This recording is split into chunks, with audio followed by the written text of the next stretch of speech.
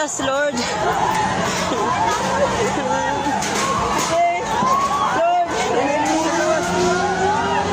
Lord, help me. Look, guys.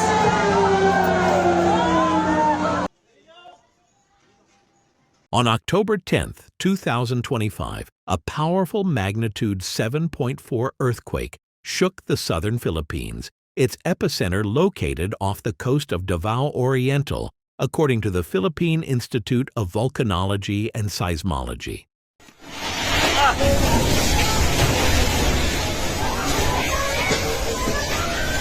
Tago! Tago!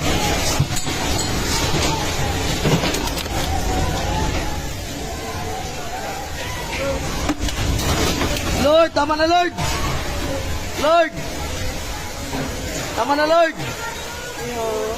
The tremor, which struck at a depth of approximately 58 kilometers beneath the seabed, caused strong shaking across much of Mindanao, triggering tsunami warnings, widespread evacuations, and reports of structural damage in several cities.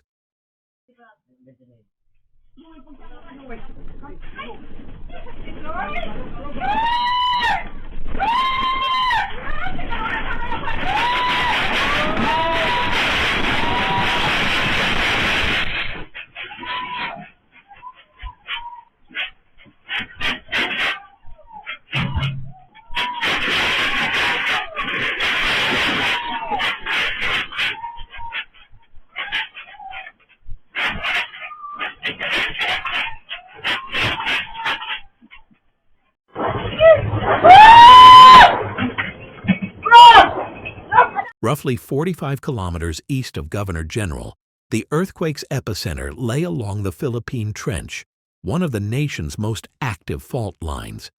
Tama na, Lord. Help us, Lord.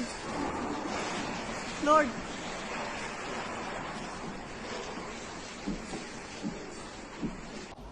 Wala, kusog kaayo. Wala ka ma! Gawas mo siya!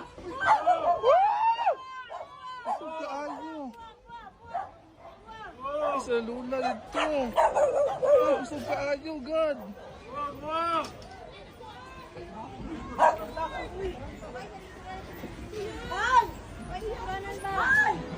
The earthquake was strongly felt in Davao City, General Santos, Surigao, and Cotabato, with residents evacuating homes, schools, and offices.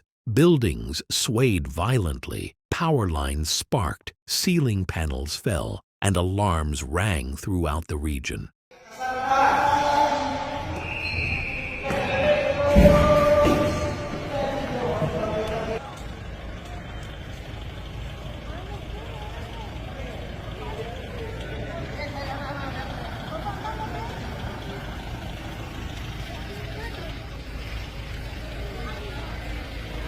Witnesses described the shaking as the strongest in years, lasting more than 30 seconds.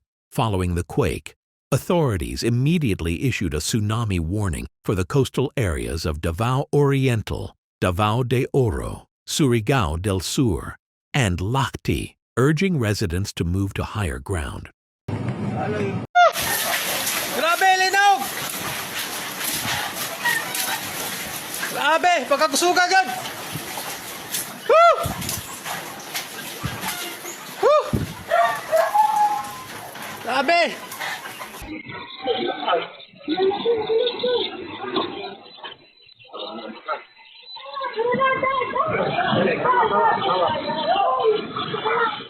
Authorities warn that potential tsunami waves could reach up to 3 meters along the eastern coastal zone.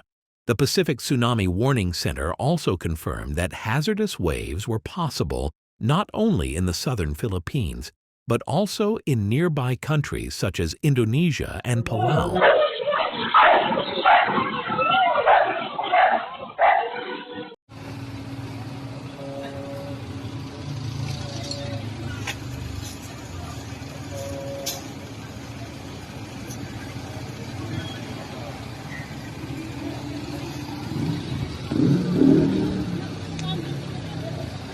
Early assessments showed significant structural damage throughout Davao City. concrete walls and pillars of government buildings, hospitals, and homes developed cracks.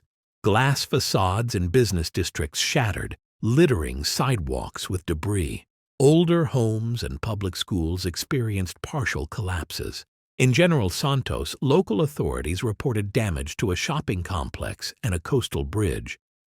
Fallen power lines left parts of Davao del Sur, South Cotabato, and Compostela Valley without electricity, and communication networks were temporarily disrupted.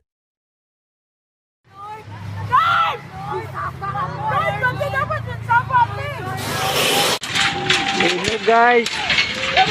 Linog. Lord. Tabang, Lord. Lord. Tabang, Lord. Lord. Tabang, Lord. Lord, gusto ko yung linog, Lord. Lord, Ginoo. Tabang. Lord. Lord. Lord, aming pamilya, Lord. Lord. Aloy kasama, Lord. Lord. Teams from the Department of Public Works and Highways were dispatched to assess the stability of bridges and highways. Surface fissures appeared along parts of the Davao-Targum and Davao-Matay highways, prompting temporary traffic closures.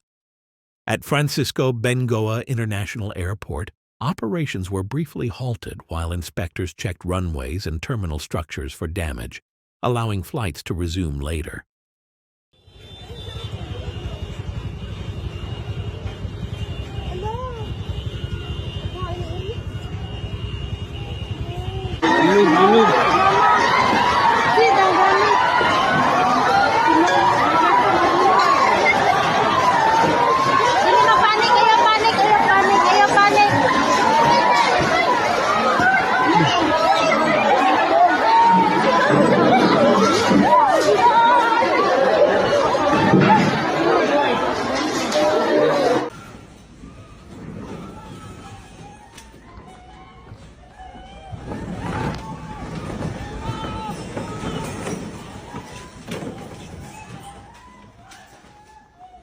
In the Davao region, hospitals switched to emergency protocols, attending to patients with minor injuries caused by falling debris or panic. Staff evacuated patients from upper floors as tremors shook buildings.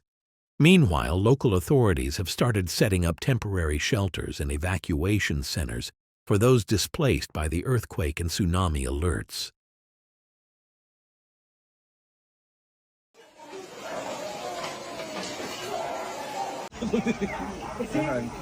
Lumilindol pa. Meron pa. May shock, may shock. Hindi tayo dito, baka natin. Ito dun, may kawad.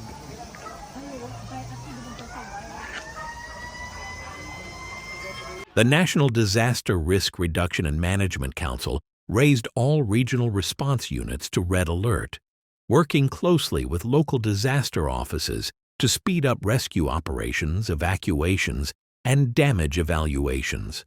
The Philippine Coast Guard, alongside the Armed Forces of the Philippines, has been deployed to support coastal evacuations and keep a close watch on rising sea levels.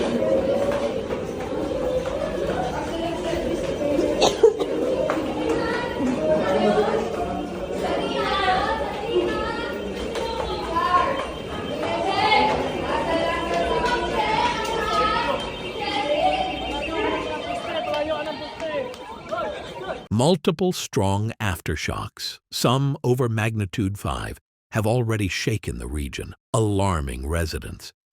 Authorities warn that more aftershocks are likely in the coming hours and urge people to stay away from damaged structures and unstable slopes prone to landslides.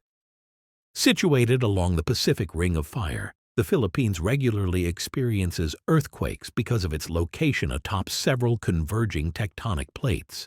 Experts emphasize that today's event highlights the ongoing seismic risks in the Philippines. Over the past decade, Mindanao has endured several destructive earthquakes, including the major quakes of 2019 that damaged thousands of buildings and forced tens of thousands of residents to evacuate. Ma'am, dali mo, ma'am. Following today's earthquake, government agencies are urging renewed action to reinforce building codes, raise public awareness, and upgrade early warning systems to better prepare communities for future disasters. Experts in seismology stress that ongoing preparedness, including regular evacuation drills, up-to-date hazard maps, and resilient infrastructure, is essential to minimizing casualties in future earthquakes.